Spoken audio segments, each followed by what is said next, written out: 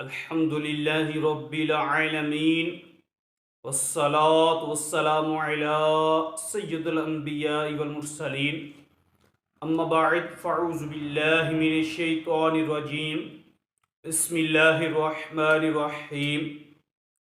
جوانی میں حضرت یوسف علیہ السلام کو عطائے علم و حکمت۔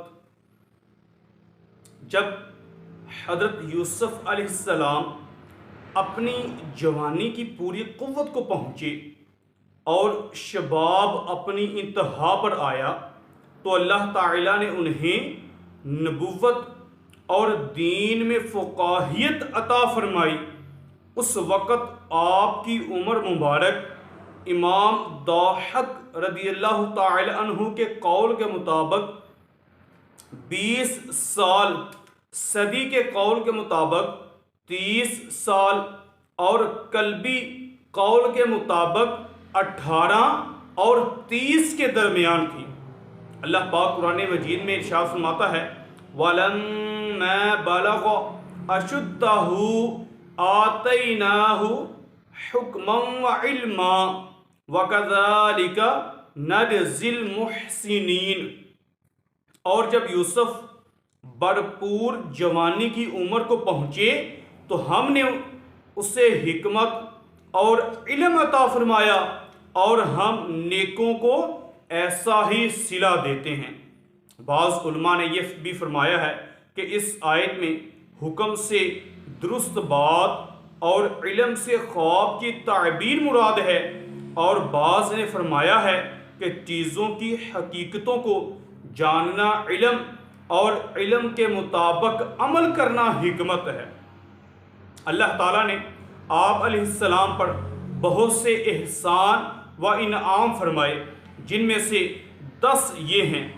1 تا 4 آپ علیہ السلام کو قتل ہونے سے محفوظ رکھا، کنویں سے سلامتی کے ساتھ باہر نکالا، مصر کی سرزمین میں ٹھکانہ دیا اور خوابوں کی تعبیر نکالنا سکھایا۔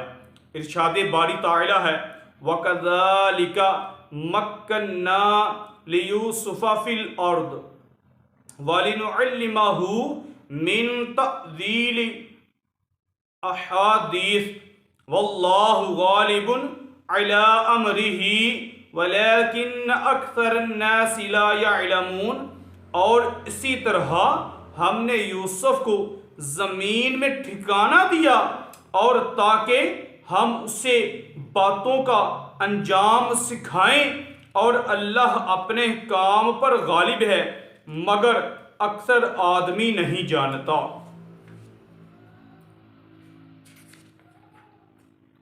5 اور 6 آپ علیہ السلام کو برائی اور بے حیائی سے محفوظ رکھا اور اپنے چنے ہوئے بندوں میں شمار فرمایا۔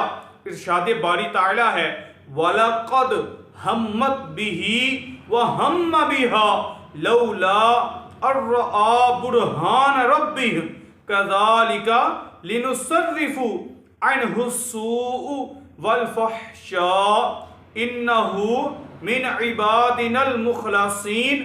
اور بے شک عورت نے یوسف کا ارادہ کیا، اور اگر وہ اپنے رب کی دلیل نہ دیکھ لیتا تو وہ بھی عورت کا ارادہ کرتا۔ ہم نے اسی طرح کیا تاکہ اس سے برائی اور بے حیائی کو پھیر دیں، بے شک وہ ہمارے چنے ہوئے بندوں میں سے ہے۔ 7 تا 10 آپ علیہ السلام کے ساتھ قید خانے سے رہائی عطا فرمائی، بادشاہ کی نگاہوں میں معزز بنایا، مصر کی سرزمین میں اقتدار عطا فرما کر سب کچھ ان کے تحت تصرف کر دیا، اور آپ کے لیے آخرت میں بہت زیادہ افضل اعلیٰ ثواب رکھا۔